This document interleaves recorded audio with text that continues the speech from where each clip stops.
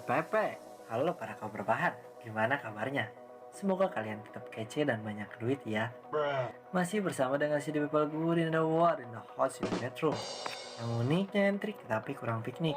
Yang pinter, caper, dan mudah baper. Oh shit. Di video kali ini, Mimin bakalan ngerangkum sebuah film yang berjudul Joel, yang dirilis tahun 2021. Ya kalau kata Mimin mah ini mah film handeke nih. Film yang disutradarai oleh Tanya Alexander ini bergenre aksi komedi dan juga mempunyai benih-benih jiwa psikopat.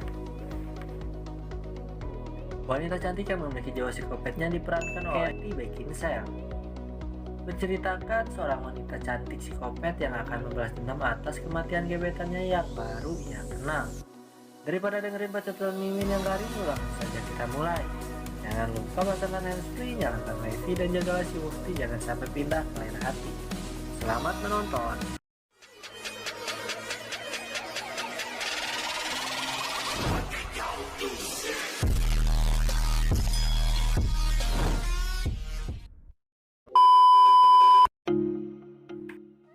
Adegan awal kita akan berfokus pada mamah muda dan papa muda anak satu. Mereka membawa anak perempuannya yang bernama Lindy menghadiri sebuah pesta ulang tahun. Di tengah pesta, Lindy yang sedang makan kue tiba-tiba dan dapat disimpulkan Lindy adalah anak yang mempunyai benih-benih jiwa psikopat sejak dini. Yang diakibatkan karena orang tua Lindy tidak pernah memberikan cinta layaknya anak kepada Lindy, sehingga Lindy selalu tidak bisa mengendalikan emosinya. Lebih tepatnya mah kesepian. Orang tuanya pun membawa Lindy ke rumah sakit. Akhirnya dokter mendiagnosa Lindy mempunyai gangguan eksklusif berselang, yang artinya keadaan ini tentu tidak normal. Seperti jika Lindy melihat hal buruk di sekitarnya, maka Lindy akan menjadi sosok wanita yang mengerikan. Dokter pun menyarankan agar Lindy diisolasi sampai obatnya berhasil ditemukan. Namun keadaan Lindy semakin parah. Ia semakin tidak bisa mengendalikan emosinya. Lindy yang dianggap setengah gila pun malah didaftarkan menjadi anggota militer. Terlihat dia sedang melakukan pertarungan duel. Windy melawan salah satu anggota militer. Namun pada saat emosinya berlebihan kumat, Lindy malah menghajar terus-menerus lawannya itu. Wasit yang merupakan atasannya pun berusaha untuk menghentikan pertarungan tersebut. Namun akhirnya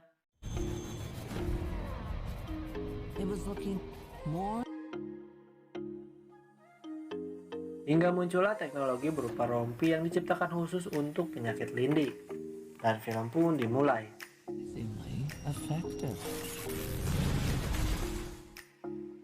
Lindy pun berubah menjadi wanita yang good looking dengan rambut blonde pendeknya.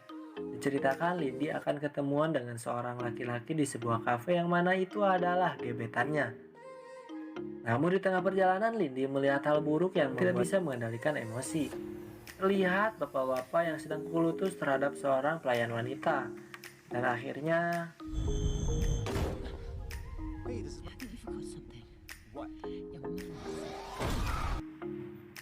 dan itu hanya halunya si Lindy guys. Lindy pun memasuki restoran. Lindy bertemu dengan pria yang sesek dan ganteng bernama Justin. Ini dia bebengetannya. Mereka mulai memperkenalkan dirinya satu sama lain hingga curhat sana sini. Tiba kedatangan pelayan yang memberikan menu kepada mereka. Namun si pelayan itu membuat si Lindy jadi rudet. Di tengah pertemuan tersebut, Lindy pamit ke toilet karena pingin model. Pada saat di toilet, Lindy mendengar percakapan wanita yang sedang berselingkuh. Dan hal itu yang membuat Lindy semakin menjadi rudet. Lindy sudah mencoba menyetrum dirinya beberapa kali, namun akhirnya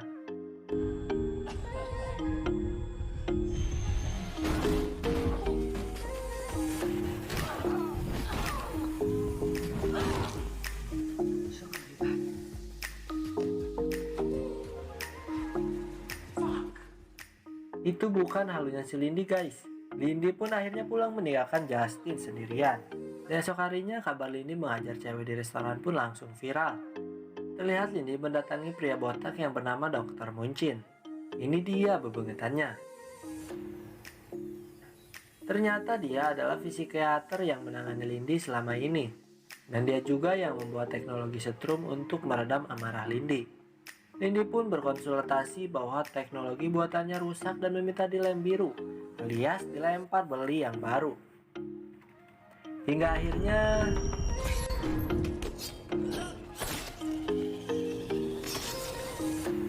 dan itu halunya si Lindy lagi guys.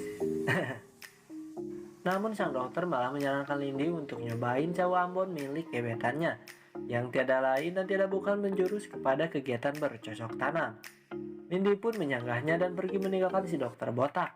Okay, I'm walking away from you because you're getting on my nerves. Singkat cerita, Lindy dan si Justin sudah memesan Krabby Patty. Mereka pun mengobrol santuy sambil menikmati suasana. Namun obrolan mereka rada menjurus ke hal yang enak-enak. Hingga akhirnya mereka pun melakukan adegan cipokan tipis-tipis di depan kosan si Lindy. Di tengah adegan panas tersebut, halus si Lindy muncul lagi guys. Hingga akhirnya mereka pun melakukan adegan bercocok tanam. Benar-benar bercocok tanam tanpa ada halu di antara kita.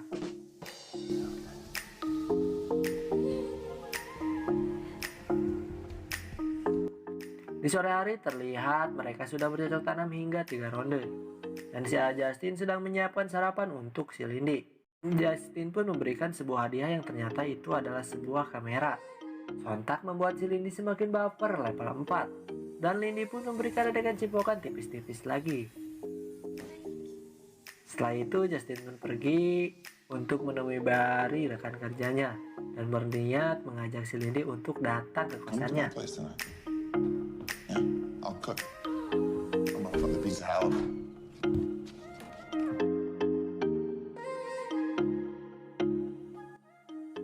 Lindy mendatangi lagi Dokter Muncin dengan perasaan yang sangat bahagia karena si Lindy sudah nyobain cawu Ambon punya si Justin.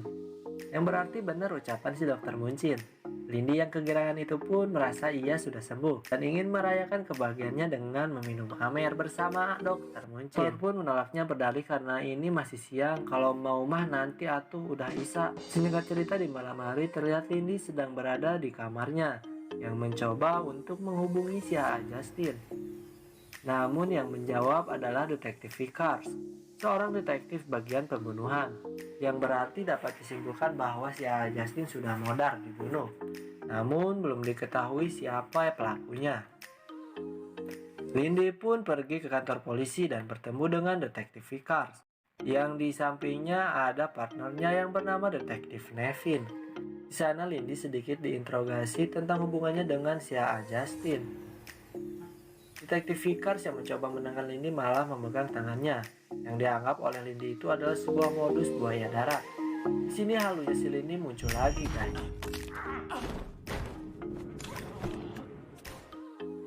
Hingga akhirnya si Lindy pun meninggalkan kantor polisi.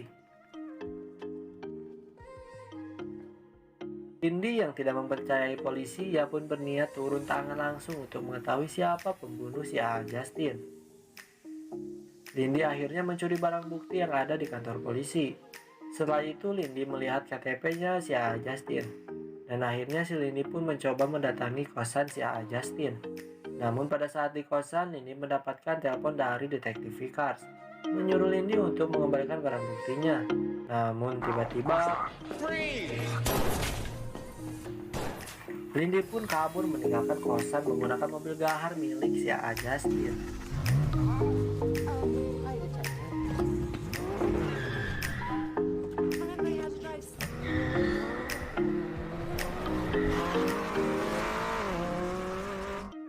Namun itu dilihat oleh kedua detektif yang sedang berada di dekatnya. Hingga akhirnya adegan kejar-kejaran pun terjadi.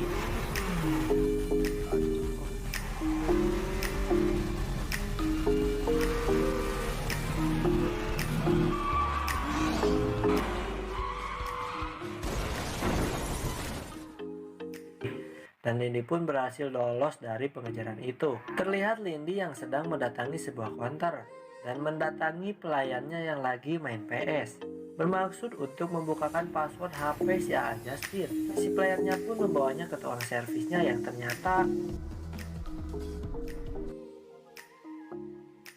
itu adalah seorang bocil. Dan si bocil pun menjelaskan bahwa Barry ada di sebuah kejahatan yang berupa penggelapan penjualan senjata ilegal. Hingga akhirnya HP si Justin pun berhasil dibuka. dan Lindy langsung mencari keberadaan si Barry. Singkat cerita, Lindy pun menemukan keberadaan si Barry. Barry adalah bos dari pertarungan jalanan, yang mengakibatkan Lindy harus melawan 3 petarung terbaiknya. Hingga akhirnya pertandingan itu pun dimulai. Lindy pun berhasil mengalahkan 3 petarung terbaiknya secara bersamaan.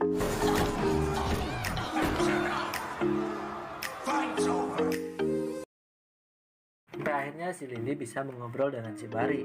Namun si Barry melakukan sebuah kesalahan fatal.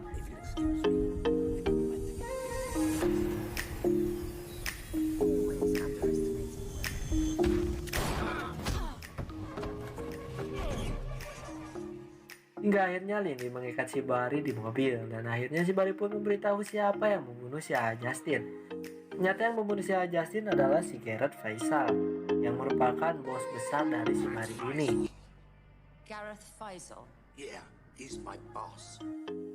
Setelah mengetahui hal itu, Lindy pun menemui detektif Vicar yang sedang dirawat di rumah sakit, dan memberitahu yang membunuh si Justin adalah si Gareth Faisal. Sang detektif pun memberitahu bahwa Gareth Faisal adalah seorang bos gangster yang terkenal, yang tidak terkalahkan bahkan tidak pernah tersentuh oleh siapapun. Much untouchable. Oh, I'm gonna touch him. Hard. Singkat cerita, Lindy pun mendatangi markas bos Faisal. Dia bertemu dengan anak buahnya yang bernama Delacroix. Sebuah nama yang aneh, tapi ini dia bebungetannya. Dan si Delacroix ini bersedia untuk mengantarkan si Lindy bertemu dengan bos Faisal. Namun pada saat di dalam lift, tiba-tiba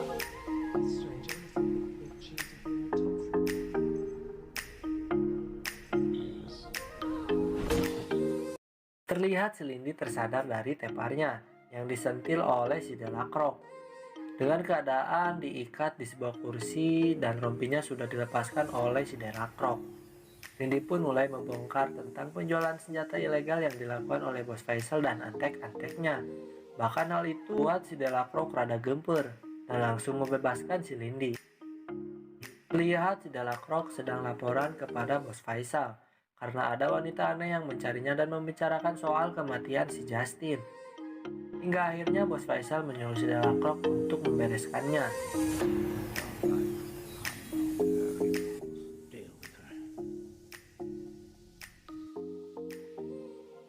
Di sisi lain terlihat Lindy yang mendatangi Dr. Muncin, bertujuan untuk meminta lagi rompi khususnya, karena rompi sebelumnya hilang dibangsat oleh si Delacroix.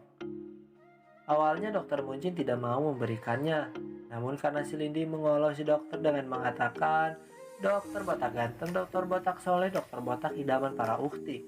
Akhirnya si dokter pun memberikan rompi untuk si Lindy. Sampailah si Lindy di kosannya. Terlihat ada sesuatu yang aneh dari pintu. Lindy pun memutuskan untuk masuk lewat jendela kayak bangsat. Dan benar saja, ternyata di dalam kosannya sudah dipasangkan perangkap yang berupa bom. Lindy yang seorang mantan anggota militer pun berhasil menjinakkan bomnya. Dan Lindy menyimpan bom tersebut ke dalam tasnya. Lindy membuat racikan agar seolah-olah apartemennya meledak.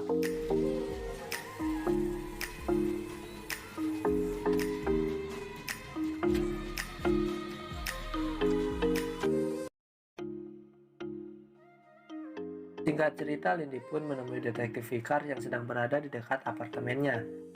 Lindy pun memberitahukan rasanya disetrum oleh rompinya kepada detektif Vicar. Di tengah perbincangan itu, tiba-tiba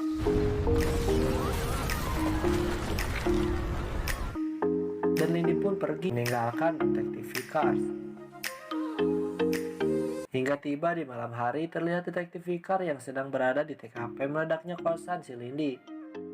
Dan detektif Vicar pun menelpon Lindy dan melarangnya untuk pergi ke gedung si bos Faisal. Namun apa daya, udah kagok base. Lagi pula si Lindy udah nerekel ke gedung si bos Faisal. Udah kayak turnamen Ninja Warrior. Lebih tepatnya mah kayak Spiderman.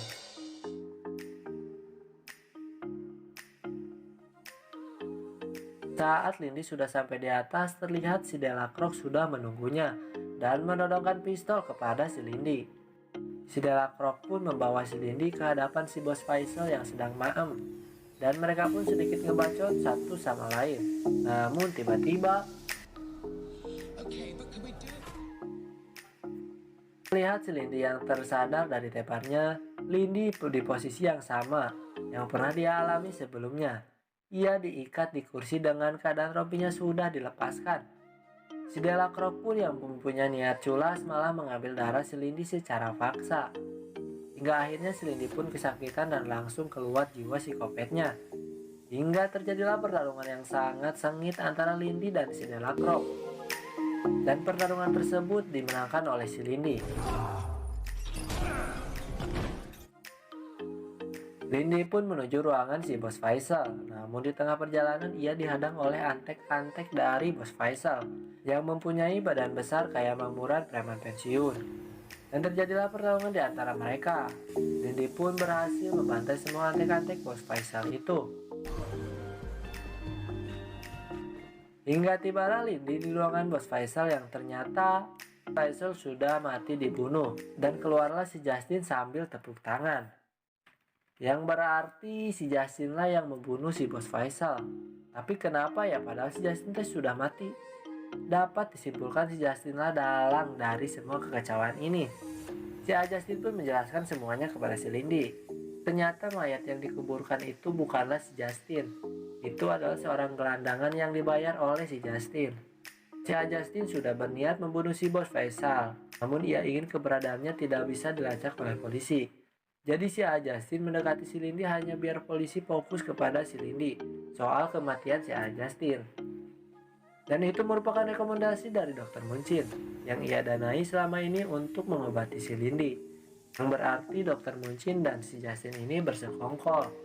Mendengar hal itu Lindy pun merasa kecewa. Ia merasa sudah dimanfaatkan oleh si Justin. Lindy pun langsung melemparkan tasnya kepada si Justin yang di dalamnya sudah ada bom yang ia simpan sebelumnya.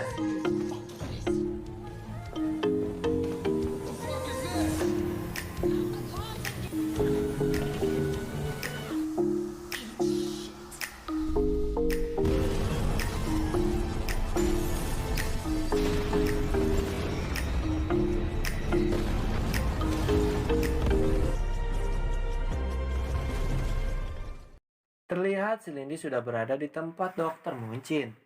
Yang jelas si Lindy sudah pasti marah-marah karena ia merasa dikhianati oleh Dr. Muncin. Namun pada saat ingin membunuhnya, tiba-tiba datanglah detektif Vickers dan menyuruh si Lindy untuk melepaskan Dr. Muncin. Karena Lindy yang sudah sangat kesal, pun tidak mendengarkan perkataan dari detektif Vickers. Akhirnya detektif Vickers pun menembak pimping si Lindy hingga tersungkur rapuh.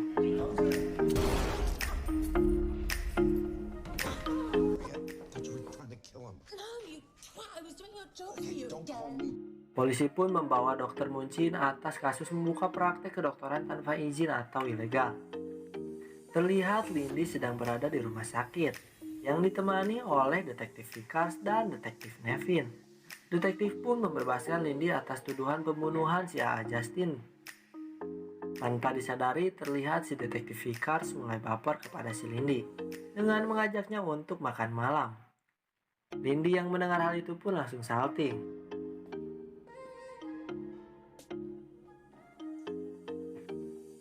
Terlihat Lindy mendatangi kosannya yang sudah meledak dan mengambil barang-barang yang masih bisa dipakai. Lumayan buat dijual ke tukang rongsok. Dan film pun tamat. Wow, ending yang sangat merongsokkan. Menurut saya film ini go out pisan lah. Pantes aja mendapat rating 7. Dan pesan yang dapat kita ambil adalah amarahmu adalah musuh terbesarmu. Jika kalian punya opini lain, silahkan tulis di kolom komen. Yuk bantu channel ini dengan cara like dan share videonya. Yang terpenting jangan lupa di sure back. Kalau udah sure back, yuk atuh nyalain loncengnya. Temukan lagi di video selanjutnya burung perkutut burung kutilang. Sekian dan terima kasih. Bye bye.